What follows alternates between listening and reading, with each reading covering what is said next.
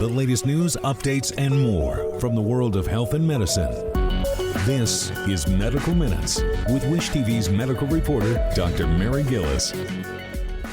From Wish TV, I'm medical reporter Dr. Mary Gillis, and this is Medical Minutes on the All Indiana Podcast Network. Active shooter situations are difficult for everyone, particularly children. With 24/7 news coverage and social media, it's nearly impossible to protect them from hearing about tragedies like the mass shooting at FedEx in Indianapolis last week. News 8 spoke with Jenny Volker, licensed clinical social worker at Community Health Network, about how to talk to your little ones about tragedy. Our conversation is next. Here with us now is Jenny Volker. She is a clinical social worker at Community Health Network. Welcome. Thanks for being here. Thank you. Well, very somber day, tragic events in Indiana. I want to ask you really just one question. How do we talk to our kids about what has happened? I think the most important part about that is that we do talk to our kids about it. Even if we think they're not paying attention or they don't know, they do.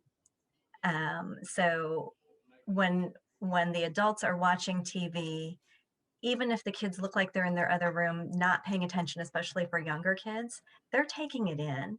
So it's important to start the conversation, just find out, what do you know? What do you understand? Correct any misperceptions with media.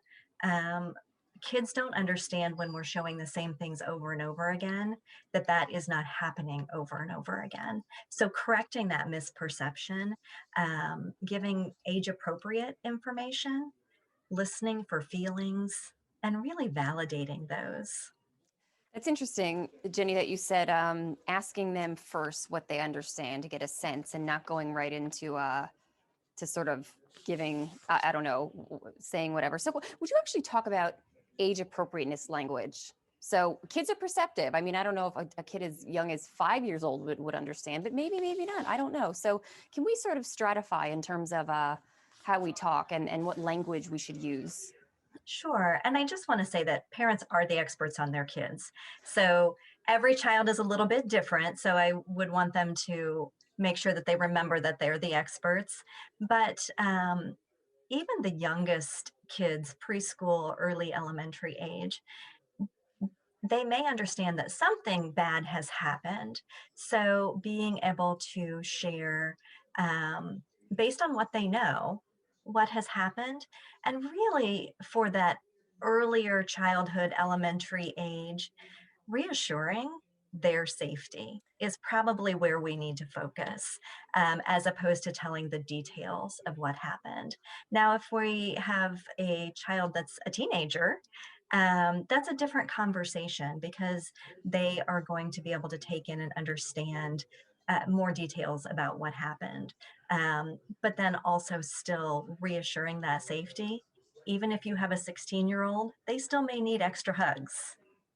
Wow, I mean, I remember the Columbine shooting, and I was a teenager at that time, and I mean, so scared to go to school, and it was this town that nothing ever happened, but you just don't know, and suddenly it became school became that a scary place, but and my parents did that too. It's okay, you're gonna be fine, and I think safety. That's so yeah, really just they need to feel safe. I think, right, the really important message to come across. And, Jenny, like you said, also, you're an expert on your kids, right? You're an expert. The parents, caregivers are experts. I'm wondering, parents who have just difficulty with language, like thinking, well, we don't talk about it. Like we don't, they're uncomfortable talking about it.